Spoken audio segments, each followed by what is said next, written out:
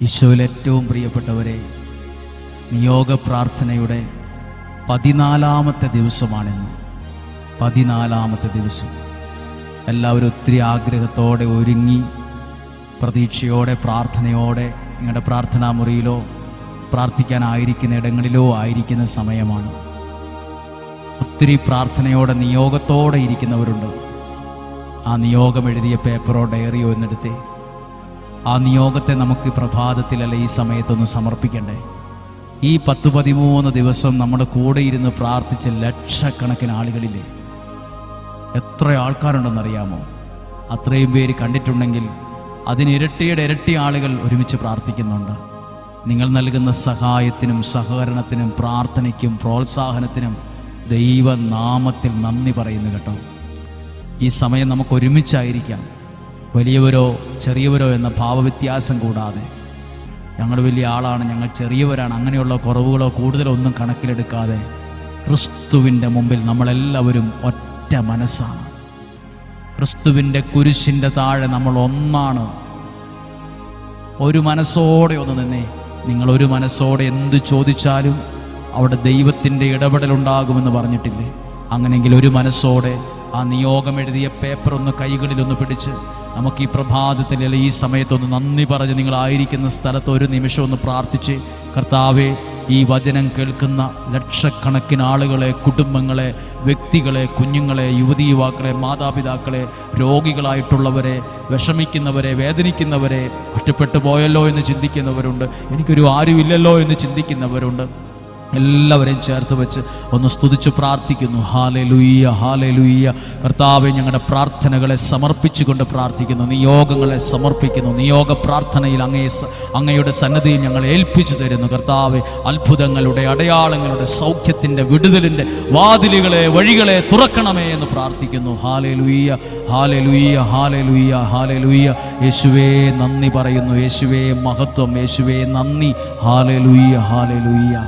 പ്രിയപ്പെട്ടവരെ, ആ നിയോഗ പേപ്പറിൽ കുരിശിൻ്റെ ഒരു അടയാളം വരച്ചു. നിങ്ങൾ തന്നെ വിശ്വാസത്തിലൊന്ന് പറഞ്ഞ് ഇന്ന് പ്രാർത്ഥിച്ച് ഈ നിയോഗ പ്രാർത്ഥന ചൊല്ലിത്തരും. ഒരു പ്രാവശ്യം ഒന്ന് പറഞ്ഞ്, യേശുവേ, എൻ്റെ നിയോഗങ്ങളെ സ്വീകരിച്ച് എനിക്ക് സാധിച്ചു തരണമേ. ഒന്നും കൂടി ഒന്ന് പ്രാർത്ഥിച്ചാൽ, യേശുവേ, എൻ്റെ നിയോഗങ്ങളെ സ്വീകരിച്ച് എനിക്ക് സാധിച്ചു തരണമേ. ആമേൻ, ഹല്ലേലൂയ. ദൈവത്തിൻ്റെ അനുഗ്രഹമുള്ള ഒരു ദിവസം കൂടി ദൈവം നമുക്ക് നൽകി, ആയുസ്സും ആരോഗ്യവും നൽകി. ഇങ്ങനെയൊക്കെ ലക്ഷക്കണക്കിന് ആളുകൾ ഒരുമിച്ചിരുന്ന് പ്രാർത്ഥിക്കുന്ന ഒരു ശുശ്രൂഷ ഒത്തിരി ഭാഗ്യമല്ലേ?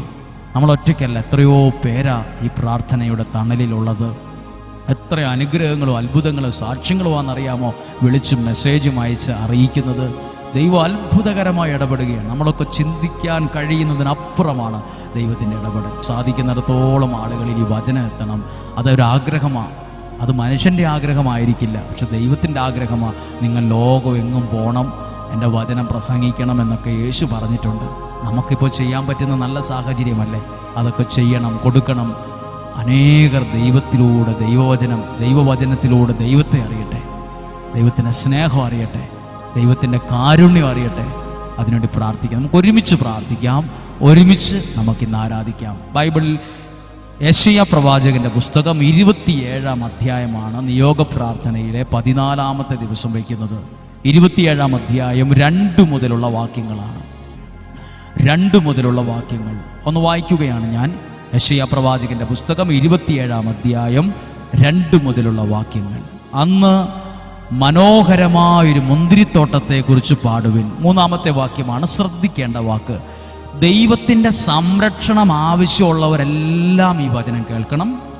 ദൈവ സംരക്ഷണം എനിക്ക് എൻ്റെ കുടുംബത്തിന്, മക്കൾക്ക് വേണം, എൻ്റെ ദേശത്തിന് വേണം എന്നൊക്കെ ആഗ്രഹമുള്ളവരെല്ലാവർക്കും ഇത് അയച്ചു കൊടുക്കണം. ദൈവിക സംരക്ഷണം വേണോ? ഇത് കേൾക്കണം, ഇത് പറയണം, ഇതറിയണം. ബൈബിളിൽ അത് നോട്ട് ചെയ്ത് വയ്ക്കണം. 3-ാമത്തെ വാക്യം, കർത്താവായ ഞാനാണ് അതിൻ്റെ സൂക്ഷിപ്പുകാരൻ. അതിൻ്റെ എന്ന് പറഞ്ഞാൽ ഏതിൻ്റെയാ? തൊട്ട് മുകളിലുണ്ട്, അത് എഴുതിയിട്ടുണ്ട്. അന്ന് മനോഹരമായ ഒരു മുന്തിരിത്തോട്ടത്തെക്കുറിച്ച് പാടുവിൻ. അതെങ്ങനെയുള്ള മുന്തിരിത്തോട്ടമാ? കാട് കയറി കിടക്കുന്ന മുന്തിരിത്തോട്ടമല്ല. ആരും നോക്കാതെയും ജോലി ചെയ്യാതെയും കിടക്കുന്ന മുന്തിരിത്തോട്ടമാണോ എന്ന് ചോദിച്ചാൽ അതെ, അല്ലേ എന്ന് ചോദിച്ചാൽ അല്ലേ, ഇതെന്തുവാ എന്ന് ചോദിക്കുന്ന അവസ്ഥയിലല്ല. മനോഹരമായ മുന്തിരിത്തോട്ടം. അഡ്ജക്റ്റീവാണ്, അല്ലെന്ന് പറഞ്ഞാൽ മുന്തിരിത്തോട്ടം എന്നല്ല, ഒരു വിശേഷണം കൊടുത്തിരിക്കുക. മനോഹരമായ മുന്തിരിത്തോട്ടം. ആ മുന്തിരിത്തോട്ടത്തിൻ്റെ സൂക്ഷിപ്പുകാരൻ ആരാ?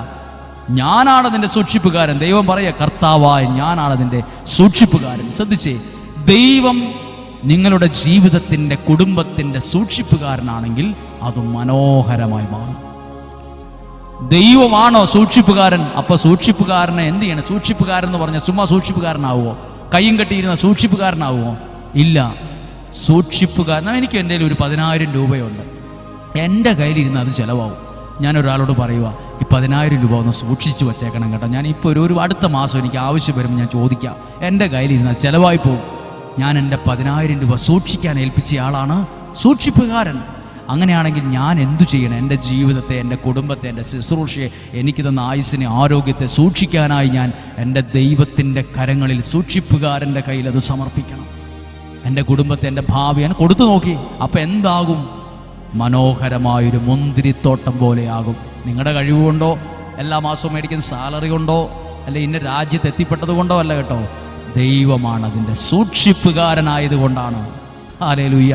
ദൈവം സൂക്ഷിപ്പ്. ഇന്ന് ഈ വചനം കേൾക്കുമ്പോൾ എല്ലാ കുടുംബങ്ങളുടെയും സൂക്ഷിപ്പുകാരൻ ദൈവമായിട്ട് മാറട്ടെ.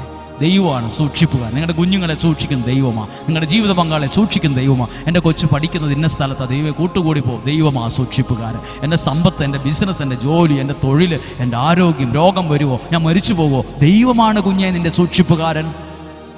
ദൈവമാണ് നിൻ്റെ ഈ കുടുംബത്തിൻ്റെ സൂക്ഷിപ്പുകാരൻ. അയ്യോ, അവർ മന്ത്രവാദം ചെയ്തു, ഇപ്പുറത്ത് കൂടോത്രം ചെയ്തു, അവർ അത് ചെയ്തു, ഇത് ചെയ്തു, ഞങ്ങളെ തകർക്കാൻ നോക്കുക. ഒരാൾ പറഞ്ഞു ഇതിലെ പോക്കുവരവുണ്ട്, വേറൊരാൾ പറഞ്ഞു ഇവിടെ തടസ്സമാ. കുഞ്ഞെ, ദൈവമാണ് നിൻ്റെ സൂക്ഷിപ്പുകാരൻ. സൃഷ്ടാവായ ദൈവത്തിൻ്റെ കയ്യിലാ നിൻ്റെ ജീവിതം ഇരിക്കുന്നേ. എന്തെങ്കിലുമൊക്കെ ആരെങ്കിലും പറയുന്നത് കേട്ട് വിഷമിക്കാതെ, ദൈവമാണ് നിൻ്റെ സൂക്ഷിപ്പുകാരൻ. സൂക്ഷിപ്പുകാരൻ ദൈവമാണല്ലോ, മുന്തിരിത്തോട്ടം മനോഹരമാണ്. സൂക്ഷിപ്പുകാരൻ ദൈവമാണെങ്കിൽ കുടുംബജീവിതം മനോഹരമാണ്. സൂക്ഷിപ്പുകാരൻ ദൈവമാണെങ്കിൽ കുഞ്ഞുങ്ങൾ ജീവിതം അനുഗ്രഹമാകും. ദൈവമാണ് സൂക്ഷിപ്പുകാരെങ്കിൽ വീട്ടിൽ സമാധാനം കൊണ്ട് നിറയും. ദൈവമാണ് സൂക്ഷിപ്പുകാരെങ്കിൽ നിങ്ങളുടെ വരുമാന മാർഗം, വിദ്യാഭ്യാസം, ജോലി, തൊഴിൽ എന്തുമാകട്ടെ അത് അനുഗ്രഹമായി മാറും. പ്രാർത്ഥിച്ച്, ദൈവമേ, അങ്ങൻ്റെ സൂക്ഷിപ്പുകാരനാകുവാൻ ഞാൻ ആഗ്രഹിക്കുന്നു. എൻ്റെ കുടുംബത്തിൻ്റെ സൂക്ഷിപ്പുകാരൻ അങ്ങാണ്. വില കൊടുത്താലേ കിട്ടുള്ളൂ കേട്ടോ. അടുത്ത വാക്യം, സൂക്ഷിപ്പുകാരനായി മാത്രമല്ല, അടുത്ത കാര്യം നോക്കിക്കേ, ഞാനതിനെ നിരന്തരം നനയ്ക്കും. ആര് നനയ്ക്കും? അത് വാടിപ്പോകുമ്പോൾ ഞാൻ വേണേ ഇച്ചിരി വെള്ളം ഒഴിച്ചു കൊടുക്കുമെന്നല്ല, ഞാനതിനെ നിരന്തരം നനയ്ക്കും. ദൈവം സൂക്ഷിപ്പുകാരനാണെങ്കിൽ നിന്റെ ജീവിതത്തെ, ഭാവിയെ ദൈവം നിരന്തരം അനുഗ്രഹങ്ങൾ കൊണ്ട് നനയ്ക്കും, സൗഭാഗ്യങ്ങൾ കൊണ്ട്, നന്മകൾ കൊണ്ട് നനയ്ക്കും, സന്തോഷം, സമാധാനം കൊണ്ട് നിരന്തരം നനയ്ക്കും. നോക്കിയ, നിരന്തരം. ആണ്ടിലും 10 വർഷം കൂടുമ്പോൾ ഒന്നല്ല, മാസം കൂടുമ്പോൾ ഒരാഴ്ചക്കൊന്ന് വേണേ നനയ്ക്കാന്നല്ല. അത് നമ്മുടെ വീട്ടിൽ ജോലി ചെയ്യുന്ന ആൾക്കാർ പറയും 2 ദിവസം കൂടി നനച്ചാൽ പോരെ സാറേ ഇത് ചോദിക്കും. ഇത് നിരന്തരം നനയ്ക്കും. അടുത്ത വാക്യം, ആരും നശിപ്പിക്കാതിരിക്കാൻ.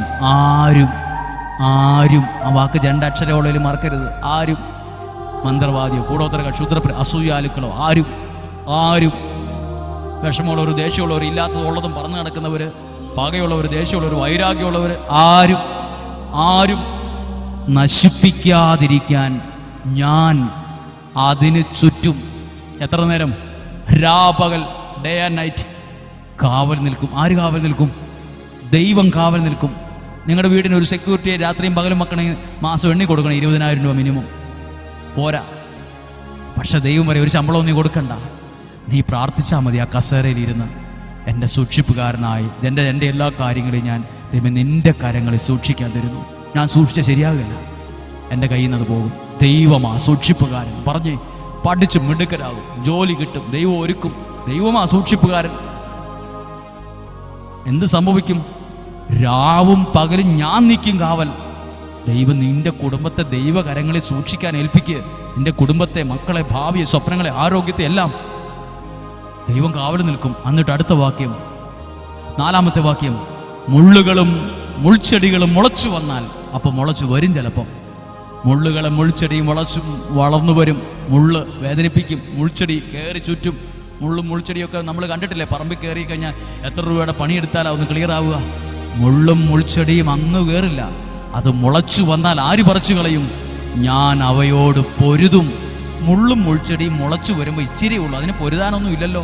അപ്പോൾ ഇത് നിങ്ങൾ പറമ്പിൽ കണ്ട മുള്ളും മുൾച്ചെടി അല്ല കേട്ടോ. നിങ്ങളുടെ ജീവിതത്തെ തകർക്കാനുള്ള തിന്മയുടെ അന്ധകാരത്തിൻ്റെ പൈശാചിക സ്വാധീനങ്ങൾ, ശക്തികൾ മുളച്ചു വരുമ്പോൾ ഞാൻ അവയോട് പൊരുതും, പറിച്ചു കളയും. എന്നിട്ട് എന്തു ചെയ്യും? ഞാൻ അവയെ ഒന്നിച്ച് ദഹിപ്പിച്ചു കളയും, കരിച്ചു കളയും, തീർത്ത് കളയും. ഇനി അത് വേര് പിടിക്കത്തില്ല. ദൈവമാ സൂക്ഷിപ്പുകാരനെങ്കിൽ കിട്ടുന്ന അനുഗ്രഹമാകട്ടോ. പക്ഷെ ഒരു പ്രശ്നമുണ്ട്. ഈ അനുഗ്രഹം, ഈ സംരക്ഷണം കിട്ടണമെങ്കിൽ ഒരു കാര്യമുണ്ട്. അവയ്ക്ക് എൻ്റെ സംരക്ഷണം വേണമെങ്കിൽ, നിനക്ക് ദൈവത്തിൻ്റെ സംരക്ഷണം വേണം. നിൻ്റെ ഭാര്യയ്ക്ക്, നിൻ്റെ കുടുംബത്തിൻ്റെ, ഭർത്താവിന്, മക്കൾക്ക്, ജോലിക്ക്, തൊഴിലിന്, സമ്പത്തിന്, വരുമാനത്തിന്, കൃഷിക്ക് ദൈവിക സംരക്ഷണം വേണമെങ്കിൽ എന്നോട് സമാധാന ഉടമ്പടി ചെയ്യണം. എന്താണ് സമാധാന ഉടമ്പടി? 10 വർഷത്തിൽ ഒരിക്കലല്ല സമാധാന ഉടമ്പടി ചെയ്യേണ്ടത്, എല്ലാ ദിവസവും ചെയ്യണം. എന്താ സമാധാന ഉടമ്പടി എന്നറിയാമോ? എനിക്കൊരാളോട് ദേഷ്യമാണ്, ഞങ്ങൾ തമ്മിൽ അകലവാം, കാണാൻ വേണ്ടിയല്ല, അകലവാ. അതെങ്ങനെയാണ്? ഒന്നിക്കണം. എങ്ങനെ ചെയ്യണം? സമാധാനത്തിലാകണം. ആ തെറ്റുപറ്റിപ്പോയി കേട്ടോ. അങ്ങനെയാ മനുഷ്യരോട് നമ്മൾ സമാധാനത്തിലാകുന്നത്. അല്ലെ ഒരാൾ പറയും, അത് അറിയാതെ അന്ന് പറഞ്ഞതാ, നിങ്ങൾ മനസ്സിൽ വെക്കണ്ട, അത് പറഞ്ഞു തീർക്കുക കേട്ടോ. സമാധാന ഉടമ്പടി. രാവിലെ എഴുന്നേൽക്കുമ്പോൾ ദൈവസന്നിധിയിൽ ഇരുന്ന് കുടുംബമായി പ്രാർത്ഥിക്കണം. ദൈവമേ, എന്നെ ഞാൻ അറിഞ്ഞോ അറിയാതെ ചെയ്തു പോയ തെറ്റുകൾ, കുറ്റങ്ങൾ, കുറവുകൾ ക്ഷമിക്കണമേ. സമാധാന ഉടമ്പടി ചെയ്യണം. അല്ലെങ്കിൽ പള്ളിയിൽ പോയി നല്ലൊരു കുമ്പസാരം നടത്തി ദൈവത്തോട് അകന്നു നിൽക്കരുത്. സമാധാന ഉടമ്പടി ചെയ്യണം, സമാധാനത്തിലാകണം. അതിനുള്ള സൗകര്യങ്ങളുണ്ട്. സമാധാന ഉടമ്പടി ചെയ്യുമ്പോൾ എന്ത് സംഭവിക്കും? അങ്ങനെ സമാധാനത്തിൽ എന്നോട് കഴിയട്ടെ, സമാധാനത്തിൽ എന്നോട് കഴിയട്ടെ. ഇങ്ങനെയൊക്കെ ചെയ്യാൻ പറ്റില്ലേ? 1000 രൂപ നേർച്ചപ്പെട്ടിയിലോട്ട് ഇടാനല്ല പറഞ്ഞത്, ദൈവത്തോട് സമാധാന ഉടമ്പടിയിൽ കഴിയാനാണ് പറഞ്ഞത്. അതിന് പോക്കറ്റിലെ പണം ആവശ്യമില്ല, അതിന് വലിയ വലിയ ചെക്ക് എഴുതേണ്ട ആവശ്യമൊന്നുമില്ല, അതിന് എത്ര രൂപ വേണമെന്ന് ചിന്തിക്കുക പോലും വേണ്ട, 1 രൂപയുടെ ചിലവില്ല. ദൈവമേ, തെറ്റുപറ്റിപ്പോയി, കുറവുണ്ട്, പാപമുണ്ട്. അല്ലെങ്കിൽ ഇനി ഏറ്റവും അടുത്ത സമയത്ത് ഏതെങ്കിലും ഏറ്റവും അടുത്ത പള്ളിയിൽ പോയി നല്ലൊരു ഒരുക്കത്തോടെ പ്രാർത്ഥിച്ചൊരുങ്ങി നല്ലൊരു കുമ്പസാരം നടത്തി സമാധാന ഉടമ്പടി നേടുക ദൈവത്തോട്. ഇനി ഗുണമുണ്ടോ? സംരക്ഷണം മാത്രമല്ല കേട്ടോ ഗുണം. 6-ാമത്തെ വാക്യം വായിക്കാതെ പോയാൽ അത് തെറ്റാവും. ഭാവിയിൽ യാക്കോബ് വേര് പിടിക്കും. കണ്ടോ? നീ ദൈവത്തോട് സമാധാന ഉടമ്പടിയിലാണോ? നീ വേര് പിടിക്കും. നിന്റെ വീട്, നിന്റെ കുടുംബം, സ്വപ്നം, പ്രതീക്ഷ വേര് പിടിക്കും. ഉണങ്ങുന്നല്ല, വേര് പിടിക്കും. ഇസ്രായേൽ പുഷ്പിക്കും, ശാഖകൾ വിരിക്കുകയും ചെയ്യും. ഭൂമി മുഴുവൻ അതിൻ്റെ ഫലങ്ങൾ കൊണ്ട് നിറയും. അതാണ് റിസൾട്ട്, അതാണ് ഉത്തരം. നീ അനുഗ്രഹ സമാധാന ഉടമ്പടി. ദൈവമേ, എൻ്റെ കുറവ്, തെറ്റുകൾ, പാപം, ശരീരത്തിൽ, മനസ്സിൽ, പ്രവൃത്തിയിൽ ചെയ്ത തെറ്റുകൾ, കുറ്റങ്ങൾ, കുറവുകൾ ക്ഷമിക്കണമേ. ഞാൻ ഏറ്റവും അടുത്ത ദിവസം എൻ്റെ പാപങ്ങളെ ഞാൻ ഏറ്റുപറയും. എൻ്റെ പാപങ്ങൾ ഞാൻ പശ്ചാത്തപിക്കും. ഞാൻ ആ പാപങ്ങളിലേക്ക് തിരിയത്തില്ല. അങ്ങനെ പാപങ്ങളെ ഏറ്റുപറഞ്ഞ് ദൈവത്തോട് സമാധാന ഉടമ്പടി ചെയ്യുമ്പോൾ നീ വേര് പിടിക്കുമെന്ന്. എവിടെ ചെന്നിട്ടും വേര് പിടിക്കുന്നില്ല, എവിടെ ചെന്നിട്ട് ശരിയാകുന്നില്ല, എല്ലായിടത്തും എനിക്ക് പരാജയമാ. ദൈവത്തോട് സമാധാന ഉടമ്പടി ചെയ്തേ. മാറി നിൽക്കാതെ, അകന്നു നിൽക്കാതെ, പിറുപിറുക്കാതെ, കുറ്റം പറഞ്ഞുകൊണ്ടിരിക്കാതെ, വിമർശിക്കാതെ, നാട് മുഴുവൻ ട്രോൾ ഇറക്കിക്കൊണ്ട് എഡിറ്റ് ചെയ്ത് അത് വിടാതെ ദൈവത്തോട് സമാധാന ഉടമ്പടിയിലേക്ക് വന്നേ. ദൈവത്തോട് അടുത്ത് മാറി നിൽക്കാതെ ദൈവത്തോട് അടുത്ത് വാ, പ്രാർത്ഥനയിലേക്ക് വാ. നീ വേര് പിടിക്കും. മുള്ളുകളും മുൾച്ചെടിയും വളർന്നു വരുമ്പോൾ ദൈവം പൊരുതിക്കോളും. നീ പൊരുതാൻ നിൽക്കണ്ട. ദൈവം നിന്നെ എന്ത് വേര് പിടിപ്പിക്കും? ശാഖകൾ പടരും. എന്നിട്ട് അടുത്തതോ, നിന്റെ ഫലങ്ങൾ, ഭൂമി മുഴുവൻ അതിൻ്റെ ഫലങ്ങൾ കൊണ്ട് നിറയും. നീ ഒരാൾ, അങ്ങനെ സമാധാന ഉടമ്പടിയിൽ ചെയ്യുന്ന നീ എന്നൊരാൾ നിന്റെ വീടിൻ്റെ അനുഗ്രഹമായി, ഫലങ്ങൾ കൊണ്ട് നിറയ്ക്കുന്ന ഒരു അനുഗ്രഹം ഉള്ള ഒരാളായി മാറും. പ്രാർത്ഥിക്കണ്ടേ? ഇത് വായിച്ച് പെട്ടെന്ന് അവസാനിപ്പിക്കരുത്. ഞാൻ പറഞ്ഞ് അവസാനിപ്പിക്കുന്നെങ്കിലും തുടർന്നുള്ള സമയത്ത് അത് വായിക്കണം. സമാധാന ഉടമ്പടി ചെയ്യട്ടെ, സമാധാന ഉടമ്പടി ചെയ്യട്ടെ. എന്നിട്ടോ, ഇങ്ങനെ ഒരു സംരക്ഷണം വേണമെങ്കിൽ എന്നോട് ഇങ്ങനെ വേണം. ദൈവം പറയുക, സമാധാന ഉടമ്പടി. ദൈവത്തിൽ നിന്ന് മാറി നിൽക്കരുത്, പാപത്തിൽ ജീവിക്കരുത്, പാപ വഴിയിൽ നിന്ന് മാറി ദൈവ വഴിയിലേക്ക് ചാടിക്കയറണം, മാനസാന്തരപ്പെടണം. അങ്ങനെ ദൈവത്തിൻ്റെ സംരക്ഷണം അനുഭവിക്കാൻ കഴിയട്ടെ. ഇന്ന് നിങ്ങൾ എഴുതിയ നിയോഗത്തിൻ്റെ ആ പേപ്പർ 27 യെശയ്യാ പ്രവാചകൻ്റെ പുസ്തകത്തിൽ 27-ാം അധ്യായത്തിൽ വെച്ച് പ്രാർത്ഥിക്കട്ടെ. കർത്താവേ, 10,000 ലക്ഷങ്ങൾ ഒരുമിച്ച് കൂടി ഈ ദൈവവചനം കേട്ട് പ്രാർത്ഥിക്കുന്ന ഈ പ്രിയപ്പെട്ടവർ, അവരുടെ പാപങ്ങൾ ക്ഷമിക്കട്ടെ. അവരുടെ അപരാധങ്ങൾ എല്ലാം ഏറ്റുപറയാൻ, തെറ്റുകുറ്റങ്ങൾ ഏറ്റുപറഞ്ഞ് നല്ലൊരു പാപമോചനം നേടാൻ ഇടയാകട്ടെ. ഈ അടുത്ത ദിവസങ്ങളിൽ നല്ലൊരു കുമ്പസാരമൊക്കെ നടത്തണം കേട്ടോ. നല്ലൊരു പ്രാർത്ഥനയോടെ ഈ 31 ദിവസം കഴിയുന്നതിന് മുമ്പ് ഏതെങ്കിലും ഒരു സമയത്ത് ചടങ്ങിന് വേണ്ടിയല്ല, പേരിന് വേണ്ടിയല്ല, ഞാൻ പറഞ്ഞതുകൊണ്ടുമല്ല, പാപങ്ങൾ ഏറ്റുപറഞ്ഞ് നല്ല ഒരു കുമ്പസാരം നടത്തി, അല്ലെങ്കിൽ ഇനി കുമ്പസാരം അങ്ങനെ ഒരു സാഹചര്യം അല്ലാത്ത ഒരാളാണെങ്കിൽ നിങ്ങളായിരിക്കുന്ന സ്ഥലത്ത് ദൈവമേ എന്നോട് ക്ഷമിക്കണമേ, എൻ്റെ പാപങ്ങൾ എന്നോട് ക്ഷമിക്കണമേ എന്ന് എല്ലാ ദിവസവും നിങ്ങൾ പ്രാർത്ഥിക്കണം. അങ്ങനെ ദൈവത്തോട് സമാധാന ഉടമ്പടി ചെയ്യുമ്പോൾ ദൈവം നിങ്ങളെ വേരുപിടിപ്പിക്കും, ഫലം കായ്ക്കത്തക്ക വിധം വളർത്തും, ദൈവത്തിൻ്റെ സംരക്ഷണം കൊണ്ട് നിറയ്ക്കും. നിങ്ങളുടെ നിയോഗത്തിൻ്റെ മേൽ ഒരു കുരിശിൻ്റെ അടയാളം വരച്ച് 3 പ്രാവശ്യം നിയോഗ പ്രാർത്ഥന ചൊല്ലുകയാണ്. നിയോഗ പ്രാർത്ഥന അത്ഭുതങ്ങൾ ഒത്തിരി സംഭവിക്കുന്ന, വിടുതൽ സംഭവിക്കുന്ന പ്രാർത്ഥനയായത് മാറുന്നതിന് നന്ദി പറഞ്ഞുകൊണ്ട് ആ നിയോഗത്തെ സമർപ്പിച്ചൊന്ന് പ്രാർത്ഥിച്ച്, യേശുവേ എൻ്റെ നിയോഗങ്ങളെ സ്വീകരിച്ച് എനിക്കത് സാധിച്ചു തരണമേ. എല്ലാവരും, കുഞ്ഞുങ്ങളടക്കം എല്ലാവരും ഒന്ന് പറഞ്ഞ്, യേശുവേ എൻ്റെ നിയോഗങ്ങളെ സ്വീകരിച്ച് എനിക്ക് സാധിച്ചു തരണമേ. യേശുവേ എൻ്റെ നിയോഗങ്ങളെ സ്വീകരിച്ച് എനിക്കത് സാധിച്ചു തരണമേ, സാധിച്ചു തരണമേ. സാധിച്ചു തന്നു എന്ന് വിശ്വസിച്ച് പറഞ്ഞ് ആമേൻ, ആമേൻ, ആമേൻ. പ്രിയപ്പെട്ടവരെ, ഈ വചനം നല്ലൊരു അനുതാപത്തിലേക്ക് നയിക്കും, ദൈവത്തോട് നിങ്ങളെ അടുപ്പിച്ചു നിർത്തും. നല്ലൊരു കുമ്പസാരമൊക്കെ നടത്തണം, പാപങ്ങൾ ഏറ്റുപറയണം, ജീവിത വിശുദ്ധീകരണം പ്രാപിക്കണം. നല്ലൊരു സമയം അതിനുവേണ്ടി മാറ്റിവെച്ച് നിങ്ങൾ ഈ 31 ദിവസത്തിനുള്ളിൽ നല്ലൊരു പ്രാർത്ഥിച്ചൊരുങ്ങി ഒരു അനുഗ്രഹത്തിലേക്ക് കൊണ്ടുവരണം കേട്ടോ. ദൈവം അനുഗ്രഹിക്കട്ടെ. ഈശോയുടെ ആശീർവാദം സ്വീകരിക്കാം. യോഗ പ്രാർത്ഥനയിലൂടെ ദൈവം നിങ്ങളെ അനുഗ്രഹിക്കട്ടെ. നമ്മുടെ കർത്താവ് യേശുക്രിസ്തുവിൻ്റെ കൃപയും പിതാവായ ദൈവത്തിൻ്റെ സ്നേഹവും പരിശുദ്ധാത്മാവിൻ്റെ സഹായവും നിങ്ങളോടുകൂടെ നിങ്ങളുടെ ഭവനത്തിൽ, നിങ്ങളുടെ കുടുംബത്തിൽ, നിങ്ങളുടെ വ്യക്തി ജീവിതങ്ങളിൽ, അധ്വാനങ്ങളിൽ, യാത്രകളിൽ എല്ലാം ഉണ്ടാകട്ടെ. നിങ്ങളുടെ തൊഴിലും നിങ്ങളുടെ ജീവിതവും സ്വപ്നങ്ങളും ദൈവം സൂക്ഷിക്കട്ടെ. നിങ്ങളുടെ ആരോഗ്യത്തെ ദൈവം സൂക്ഷിക്കട്ടെ. ദീർഘായുസ്സും നല്ല ആരോഗ്യവും ഉണ്ടാകട്ടെ. രോഗങ്ങളിൽ നിന്നും, അപകടത്തിൽ നിന്നും, ദുർമരണത്തിൽ നിന്നും, ആപത്തനർത്ഥങ്ങളിൽ നിന്നും, പരാജയങ്ങളിൽ നിന്നും, ചതിയിൽ നിന്നും, വഞ്ചനയിൽ നിന്നും, അസൂയയിൽ നിന്നും ഒക്കെ ദൈവം നിങ്ങളെ സൂക്ഷിക്കട്ടെ. പരസ്പരം സഹായിക്കുന്നതിലും, സപ്പോർട്ട് ചെയ്യുന്നതിലും, സ്നേഹിക്കുന്നതിലും, പരസ്പരം പ്രാർത്ഥിക്കുന്നതിലും നിങ്ങൾ മുന്നിൽ നിൽക്കട്ടെ. അതായിരിക്കട്ടെ നിങ്ങളുടെ ഐഡന്റിറ്റി, അതായിരിക്കട്ടെ നിങ്ങളുടെ ഐഡന്റിറ്റി, അതായിരിക്കട്ടെ നിങ്ങളുടെ മുഖമുദ്ര. എല്ലാവരോടും ഈ പ്രാർത്ഥനകൾ അറിയിക്കുക. ദൈവത്തിൻ്റെ സ്നേഹം എല്ലാവരും അനുഭവിക്കട്ടെ. ദൈവവചനത്തിൻ്റെ ശക്തി എല്ലാവരും അറിയട്ടെ, എല്ലാവരിലേക്കും എത്തട്ടെ. ദൈവവചനം കർത്താവെ ഇവർ സ്വീകരിച്ചവരുടെ ജീവിതങ്ങളെ, കുടുംബങ്ങളെ, മാതാപിതാക്കളെ, കുഞ്ഞുങ്ങളെ, ജീവിത പങ്കാളി, മക്കളെല്ലാവരെയും ഈശോയുടെ നാമത്തിൽ അനുഗ്രഹിച്ച് പ്രാർത്ഥിക്കുന്നു. ദീർഘായുസ്സും നല്ല ആരോഗ്യവും ദൈവം നിങ്ങൾക്ക് നൽകട്ടെ, ഇപ്പോഴും എപ്പോഴും എന്നേക്കും. ആമേൻ.